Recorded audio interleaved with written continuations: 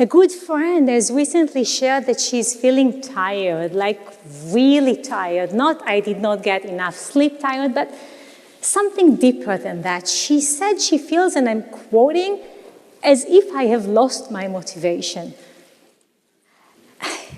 I call her brave because she's so clearly dedicated to her job and conducts herself with professionalism and kindness. She's a wonderful parent who cares for her children.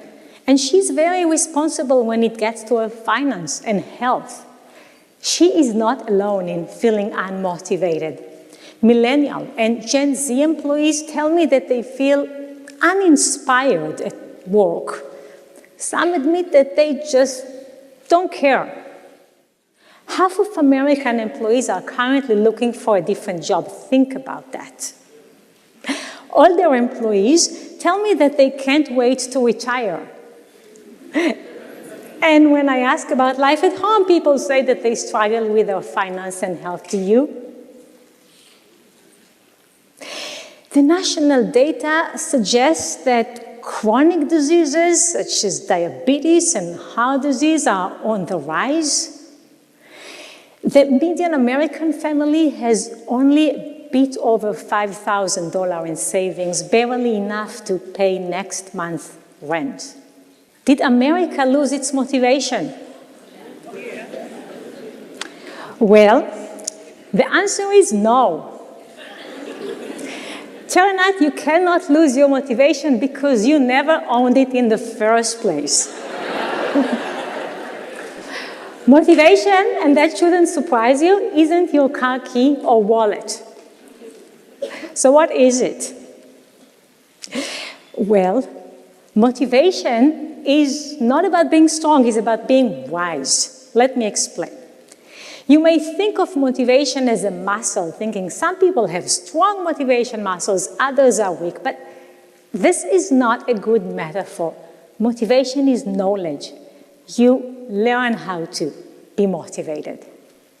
And so today, I would like to help each of you and America become wiser so that you're more motivated and hence better able to achieve your goals, your dreams, your aspirations.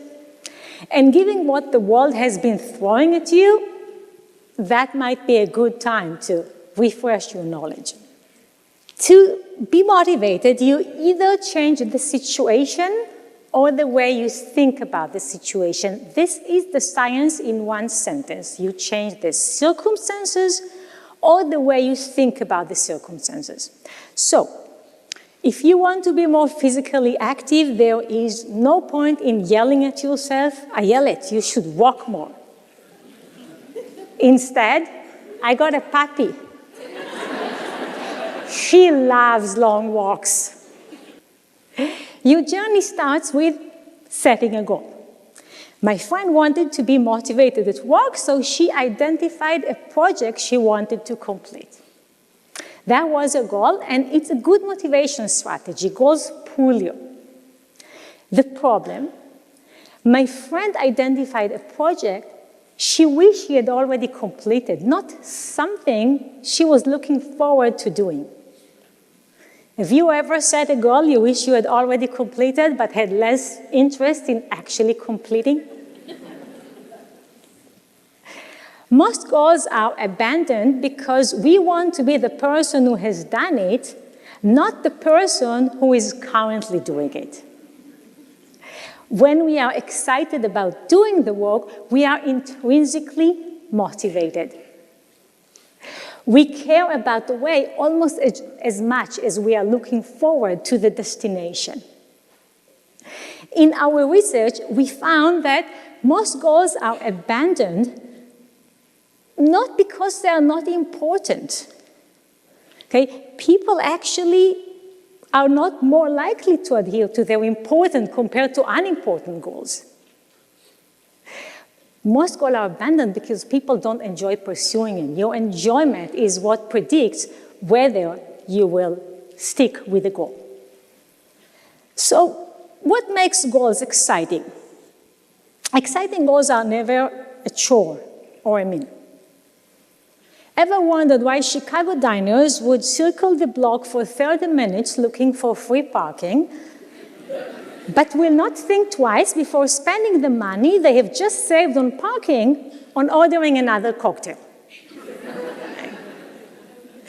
Why pay for drinks and not for parking? Well, we don't like to pay for parking or shipping. Students don't like to study for prerequisite classes because all these are means. We don't like to invest in means. We did a study that showed us just how much you dislike to invest in means. In our study, we auctioned a book for some people, and then we auctioned the University of Chicago tote bag to other people. The average person was willing to pay $23 for the book, but only $12 for the tote bag. The catch, the tote bag contained the book. And people knew it. Why would the people that were bidding on a tote bag that contained a book be willing to pay less? Well, we don't like to invest in means. Okay, so you set a goal that is intrinsically motivated. You are excited about the way just as much as you want to reach the destination. A couple of weeks passed and you have not been doing much lately. It has now been 4 or 6 months and your motivation is on the decline. How do you sustain your motivation? How do you get from here to there? Well, motivation is going to be high when we just start on something and toward the end, but it will decline in the middle. We call it the middle problem. My friend might start her project with much enthusiasm, then her motivation will decline. Toward the deadline, it will pick up again. She will regain her motivation. A few years ago, we asked people who observed the Hanukkah holiday to let us know whether they were lighting the first candle on the first night, the second on the second night, the third night, so on, until the 8th night. As you can see, most people admitted to only lighting the candles on the first and last nights. They were procrastinating in the middle. The solution? Make middles short. A monthly exercise goal, a weekly exercise goal, even a daily exercise goal are easier because as the end is near, it is easier to stay motivated. If only Hanukkah was just 2 nights. Another problem with middles is that you're going to experience setbacks. And when experiencing setbacks, it is natural to feel discouraged. One wise solution is to remove your ego out of the picture. It's not about it. When you remove your ego, it is easier to learn. When I was helping my 10-year-old son win a video game, he awarded me the title, a failure expert. I love this title. Why am I a failure expert? Because I don't mind getting killed by virtual monsters. He doesn't mind seeing me getting beaten by virtual monsters. So we can both learn. At work, when you're not quite killing it, remove your ego and you will be better able to learn. Another solution is to seek discomfort, if only temporarily, instead of trying to avoid it. When you seek discomfort temporarily, you realize that you can grow yourself, that discomfort is a sign of growth. No pain, no gain is not just about the gym. It's a general, wise motivation strategy. Let me tell you about a study that we conducted with Chicago's beloved improvisation club, the Second City. We worked with their training center, which is where regular people like you and me go to learn improvisation. We were specifically interested in one exercise, give focus. In this exercise, one person gets the center of stage. Everybody else is frozen in place. Okay, this person is moving around, everybody else is watching. We invited some people to feel awkward and uncomfortable as they run through the exercise. Others in the control group were invited to develop their skills. Who was more daring, taking the stage for longer? Well, as you can see, it was the people that we invited to feel uncomfortable. In one wave of classes, asking people to feel uncomfortable doubled the time they took focus.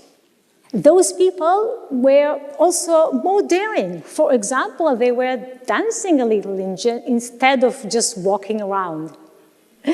And they also reported they were growing themselves more compared to those in the control group. Okay, but here's the problem. You don't only have one goal. For my friend, the challenge was balancing between work and family.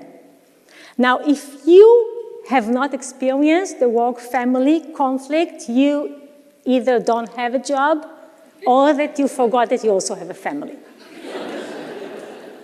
But it is wiser to think about these goals as balancing each other. When my friend realized that doing well at work makes her a better family member, she was more motivated and happier to do both. Think about your goals like dishes around the buffet table. You can create the perfect combination. It is colorful, delicious, well-balanced. Maybe you exercise on the way to work, and maybe you listen to an audiobook while you do that. Other combinations don't work very well. They might feel like a waffle covered with pasta sauce. If you try to study for the bar exam while talking to a friend and watching TV, this is distracting. You need to find the right combination. Some people might decide to pursue one goal at a time. This is unrealistic. At least sometimes you can't wait for retirement to start a family. So look for the right balance and harmony. Some goals, let's call them temptations, should take less room on your plate. However, instead of trying to push them out of mind, it might be wise to anticipate them in advance. When you anticipate all the alcohol that will be served here later today, you can better control your consumption. When I anticipate that my colleague is going to be upset, I can better control my emotion in a heated debate at work. When we anticipate temptations, we are less tempted when we get there. In one study, when we reminded employees of all the times they will be tempted to take office supply for personal use, they were less likely to do that compared to those in the control group. Anticipating temptations make you prepared and hence less tempted. All right, what about the person sitting next to you? Look at them for a second. I will be waiting here. How can that person help? Your friends, your family, and other people that you love are critical for your motivation. They are your lighthouse. And you are also important for them. Let me tell you a love story that resulted in 4 Nobel Prizes. When Marie met Pierre Curie, she did not only meet the love of her life. She met the person who pushed her to excel in her work on the theory of radioactivity and who later insisted that she will be named on the joint Nobel Prize. That was her first. The second Nobel Prize, she won by herself with no man by her side.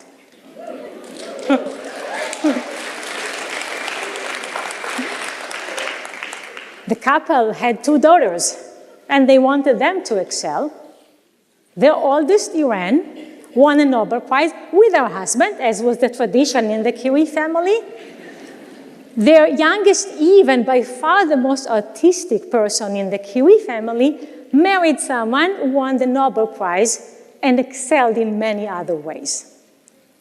The Curie family did not only teach us about radioactivity, they taught us the importance of feeling supported and supporting others in pursuing goals. In your life, you walk with other people. Maybe together you take care of your pet. You walk in the presence of other people. Maybe those are the people in your gym class or in your book club. You hold goals for others, they hold goals for you. This might be a good time to say thank you to the person sitting next to you. I will be waiting here. Give them a pat on the shoulder. My friend came to me not only because I am a motivation scientist, but also because I'm her friend, and as such, I wanted her to be successful. You may wonder what happened to her. Well, she stayed at her job. Last time I saw her, her smile seemed bigger. She did not find her motivation. She learned how to motivate yourself. And so, no, America, you did not lose your motivation. Each of you is working hard, pursuing your dreams, balancing the different aspects of your life, and it is so important, especially in the world we live in today. So, when you feel discouraged, when you feel unmotivated, remember, motivation is not about being strong, it is about being wise, and now we are all wiser. Thank you. Thanks.